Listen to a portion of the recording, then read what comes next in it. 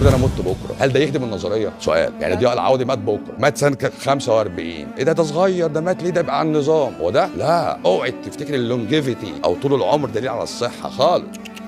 الصحة إن أنا صحيح قدام حضرتك. من أصبح منكم آمنا في سربه معافى في بدنه يملك قوت يومه فقد حيزت له الدنيا. معافى البدن هو اللي بيعرف الصبح وأنا واقف قدام المراية بطني مشدودة، صدري مفرود، ظهري مش بيوجعني، نزلت 10 ضغط مفيش مشكلة، صليت وركعت وسجدت ما عنديش مشكلة، أنا كده معافى البدن. أعرف أشيل سلاحي، أعرف أشيل الفاس بتاعتي وأطلع أشتغل. مش مستني بقى معمل المختبر يقول لي أنت عندك أسيتون بلس 2، لا أنا معافى البدن أصلا، مش مستني حد يقول لي حاجة. فاهم قصدي؟ يبقى معافى البدن هيعرف من جوه، مش مستني حد من بره يقول له أنت كويس ولا لا. نفسه ضيق ولا مش ضيق، بيشخر ولا ما بيشخرش، ريحه عرق وريحه فمه، هو ده الانسان. امال الانسان ايه؟ بس عايش ورابط رقبته بكولر، ورابط ظهره ببلت، ورابط رجليه بدعامه، وحاطط دعامه في شرايينه، ودعامه في رجليه، ودعامه في القناه المراريه، ودعامه في عضوه. ايه الكلام ده؟ وكده بني ادم ولا انا مركب حاجات بلوكس؟ البني ادم بني ادم فانكشننج لحد اخر يوم في حياته، سليم الجسد، سليم النفس، سليم الروح، ما عدا ذلك لا هو مش تبع